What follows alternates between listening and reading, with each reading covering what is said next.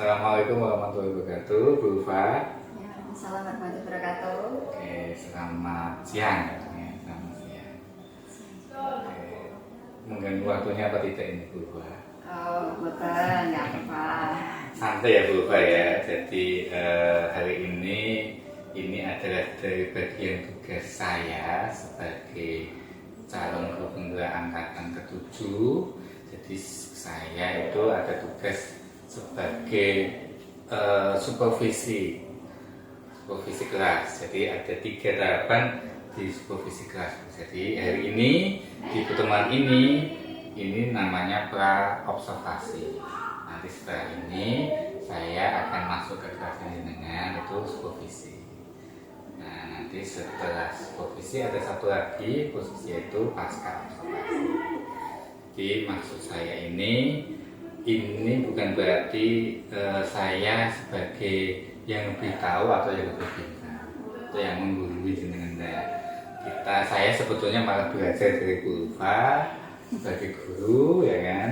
Jadi yang baik saya pelajari ataupun nanti kita bisa meningkatkan sama-sama. Bu Ulfa mengajar apa? Saya ngajar matematika, Pak. Mengajar matematika di kelas 10. di kelas 10. Jadi nanti ada beberapa hal yang ingin saya sampaikan atau yang ingin saya tanyakan, nanti Bu Ulfa menjawab saja apa adanya. Jadi ini adalah percakapan coaching, jadi tidak ada istilah lebih tinggi atau lebih rendah. Ya, jadi sama-sama kita belajar. Saya juga belajar dari dengan. Saya juga belajar dari jenengan juga, Pak. Oke, Bu Ulfa mengajar matematika di kelas 10 berapa saja, Bu? Saya ngajar di kelas 10 itu hanya 2 kelas, 10-9 dan 10-10. 10-9 dan 10-10. Selebihnya kelas 11. Oke, kalau matematika di SMA 1 minggu berapa jam? 4 jam. 4 jam, Ya. tapi dipisah jamnya ya? Ya, 1 jam 2 jam, 2 jam. Oke. Jadi Bu Ulfa mengajar matematika di kelas 9, di kelas 10. Nah, ini nanti kan mau ada supervisi kelas. Nah, nanti ketika saya di supervisi kelas, materi yang ingin disampaikan ketika supervisi apa? Nah, sebenarnya agak mendadak ya, Pak ya, tapi karena sekarang ini materinya trigonometri, ya mungkin nanti masih di bahasan trigonometri. Anak sih kemarin sudah sampai perbandingan trigonometri, sudah perbandingan trigonometri yang sudut istimewa juga sudah. Nah, mungkin nanti tinggal apa ya, kalau mau melanjutkan ya berarti ke aplikasi atau penggunaan perbandingan trigonometri baik pada segitiga siku maupun pada sudut istimewa ya, dalam memecahkan masalah. Misalkan dalam penggunaan mencari tinggi benda atau tinggi pohon atau tinggi tiang bendera kayak gitu, dengan memanfaatkan perbandingan trigonometri tadi. Oke, berarti ini bukan materi baru ya, ini lanjutan dari pertemuan sebelumnya. Iya. Jadi berarti kalau misalkan yang ingin saya tanyakan, berarti tujuan pembelajaran secara spesifik apa tujuan pembelajaran?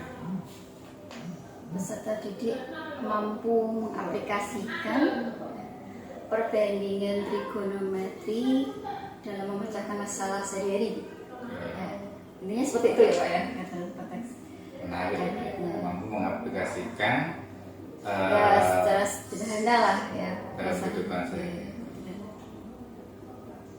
Berarti nanti di situ ada prakteknya juga atau bagaimana? Iya, rencananya sih gitu, Pak. Nanti tinggal lihat ya. Rencananya sih anak apa ya? Ini buat coba trigonometer sederhana, biar coba nanti praktek mengukur sudut elevasinya, terus coba nanti sekalian mempraktekkan menghitung tinggi benda dari itu, dari aplikasi perbandingan trigonometri tadi. Bu Farhan mengajar matematika di kelas 9 atau 10 ini sudah hampir 1 tahun. Iya. Hampir 1 tahun dengan Belum apa-apa, banyak sekali ya belum. Menurut pengamatan Bu Ulfa selama ini, ya kan, selama ini kira-kira hal apa yang menurut Bu Ulfa itu dalam diri pribadi yang ingin ditingkatkan dari Bu Ulfa sendiri? Kalau dari saya sendiri ya ingin ditingkatkan ya dalam cara ya mengajarnya juga ya, kreativitas dalam mengajar supaya anak itu tidak bosan belajar dan lebih tertarik. Itu yang menjadi tantangan saya sebenarnya, gimana ya mengajar yang bagi mereka itu menyenangkan dan memfasilitasi. Dan sekarang ini kalau di kurikulum Merdeka kan tambahan ada berdiferensiasi. Nah itu yang saya masih belajar juga bagaimana cara menerapkan pembelajaran yang terdiferensiasi tersebut dengan kondisi itu masing-masing kelas ya. Berarti selama ini Bu Ulfa ingin mencoba mengajar supaya siswa itu senang matematika. Kalau misalkan saya bertanya, dari sisi anak itu ketika belajar matematika menurut jenengan di kelas yang jenengan ajar itu, apakah ada hal yang ingin ditingkatkan ataukah ada kekurangannya? Dari segi anak Dari segi siswa. dari segi siswa. Kalau siswa ini ya, rata-rata mereka itu masih sekedar pemahaman konsep ya. Jadi mereka lebih condong kalau matematika itu kalau diajari kasih contoh mereka bisa katanya ya, sekedar pemahaman konsep. Tapi ketika kita kasih latihan soal atau soalnya diubah sedikit, mereka itu sudah kesulitan. Jadi mau ditingkatkan ya Kak, itu lebih ke apa ya, logika, menganalisis. Berarti ketika dikasih soal yang lain itu kadang anak-anak Dia nggak hanya pemahaman konsep saja, nggak hanya sesuai seperti contohnya gitu loh Pak. Berarti mungkin kalau soal-soal yang dikembangkan yang lebih rumit, ya kan? Ya nggak terlalu rumit juga, maksudnya tuh mereka kayak saklek. Itu kalau belum dicontohkan bingung gitu. Nah, jadinya. Jadi kayak kalau misalkan saya simpulkan memang harus ada pendampingan ya, ada contoh soal, nanti soalnya sama dengan contoh bisa, mungkin bisa, tapi kalau tidak dikasih contoh soalnya itu berbeda, itu kadang anak-anak belum berani. Belum berani. Jadi itu hampir semua siswa seperti itu, Bu. Atau ya ada beberapa ada. Nah itu juga apa ya, heterogennya kelas ya, ada yang cepat, terus ada yang masih pelan-pelan gitu. Yang cepat itu juga bagi yang lain sudah bisa, kalau dia merasa sudah bisa. Kalau kita terlalu pelan juga dia merasa boring juga kalau menunggu temannya. Nah itu juga jadi tantangan saya juga nanti. Ya mungkin itu tadi ya, aplikasi dari terdiferensiasi juga ya Pak ya. Oke. Jadi sebetulnya tantangannya hampir sama tuh, saya juga sama misalnya menghadapi jenengan. Terus kalau misalkan untuk menghadapi tadi disampaikan bahwa ada anak yang ketika masih pada tahap pemahaman konsep, ketika ada anak-anak ketika dikasih soal yang mungkin beragam, anak-anak itu kadang tidak berani mencoba atau takut pekerjaannya salah. Nah, terus misalkan untuk menghadapi hal seperti itu, strateginya apa? Ya yang pertama ya memang strateginya ya jangan berani tadi ya Pak, berani mencoba. Jadi kadang saya menekankan coba saja apa yang langkah sedikit apapun yang kalian bisa itu coba lakukan. Saya sering seperti itu. Kalian mungkin baru bisa membaca soal, terus pahami itu ada apa saja di soal. Kalau masih belum paham, ulangi bacanya, terus apa yang ditanyakan coba kaitkan antara yang diketahui sama yang ditanyakan, kayak gitu. Terus juga strategi yang lain juga ini mungkin cara berkomunikasi saya mungkin belum sampai ke mereka lebih menyukai komunikasi dengan teman. Jadi ya saya ini diskusi dengan kelompok, mereka saya bentuk kelompok sehingga yang bisa teman yang bisa, siswa yang bisa itu bisa memberi apa ya, beri pencerahan pada siswa yang lain gitu ya, membantu dengan bahasa mereka yang mungkin dengan bahasa mereka jadi mudah untuk ditangkap. Jadi mungkin kayak Toto Subaya apa istilahnya itu.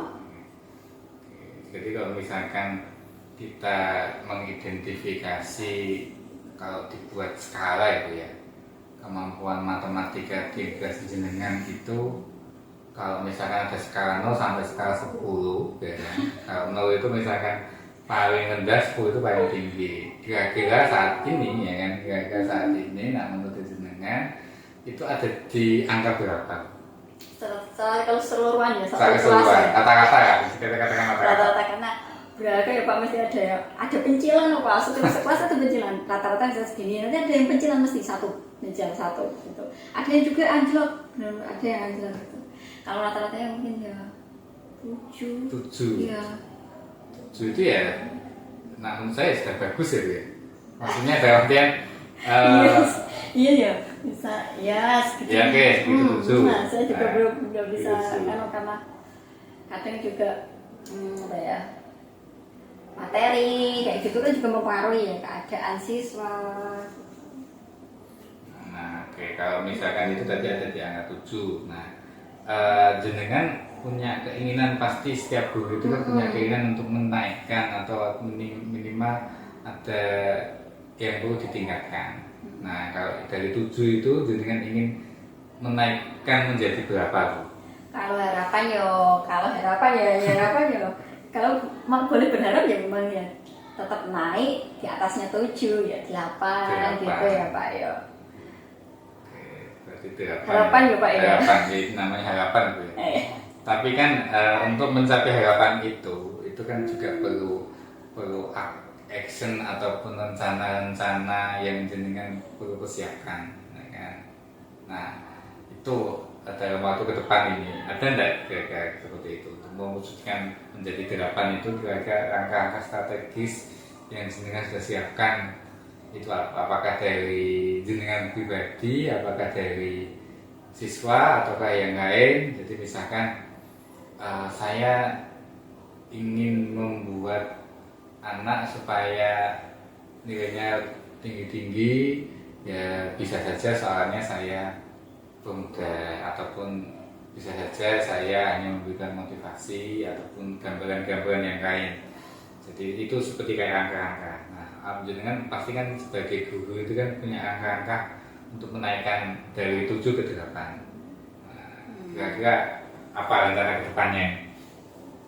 Ya itu tadi ya Pak ya, belajar dengan macam-macam metode pengajaran supaya kalau tadi ini dirasa masih belum bisa menaikkan ya, mencoba metode yang lain atau dengan menambah latihan atau pendekatan secara pribadi. Mungkin juga dia sering tidak konsen di kelas karena punya masalah kayak gitu. Tapi ya lebih itu masih PSE ya, memang itu metode dalam mengajar biar pas dengan setiap materi ya atau kompetensi yang akan saya ajarkan itu tersampaikan. Gitu, menarik ya kan. Tapi sebetulnya ini tadi hanya pertanyaan selipan-selipan ya kan, pertanyaan selipan.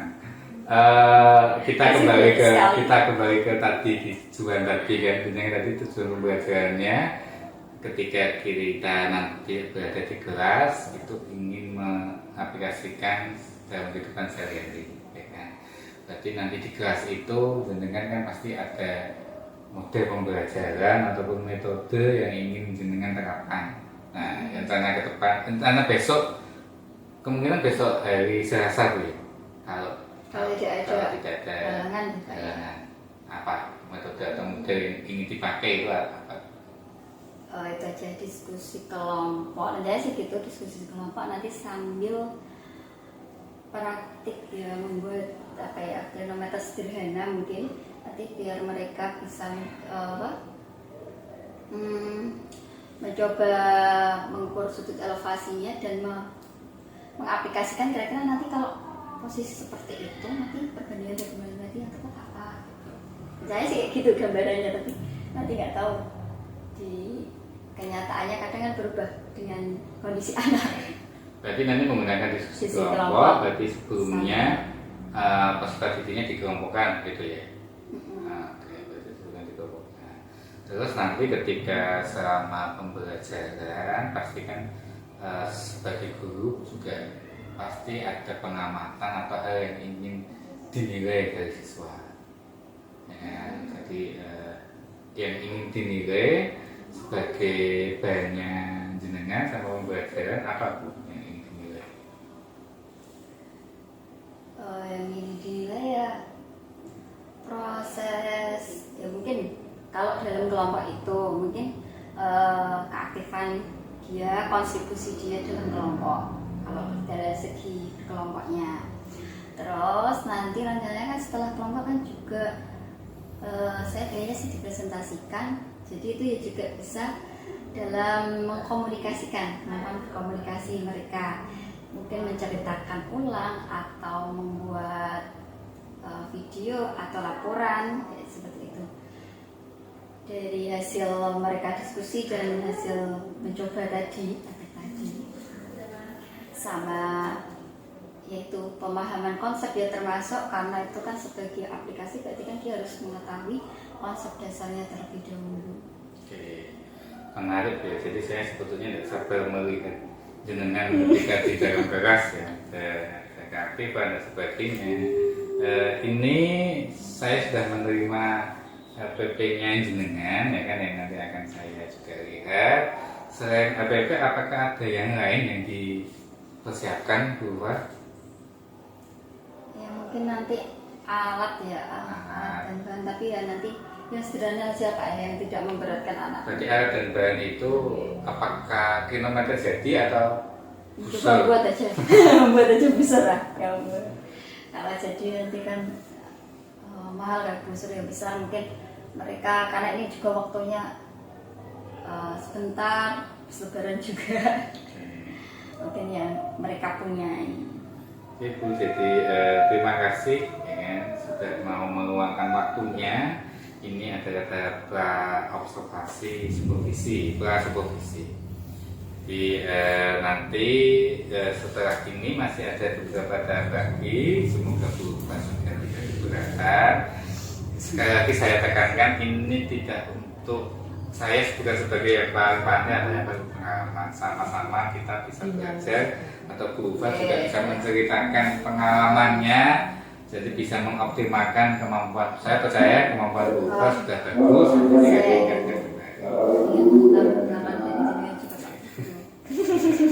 Jadi nanti kita hari Selasa bertemu kembali, ya kan? Nanti pasca observasi itu Bu menghendaki di hari apa?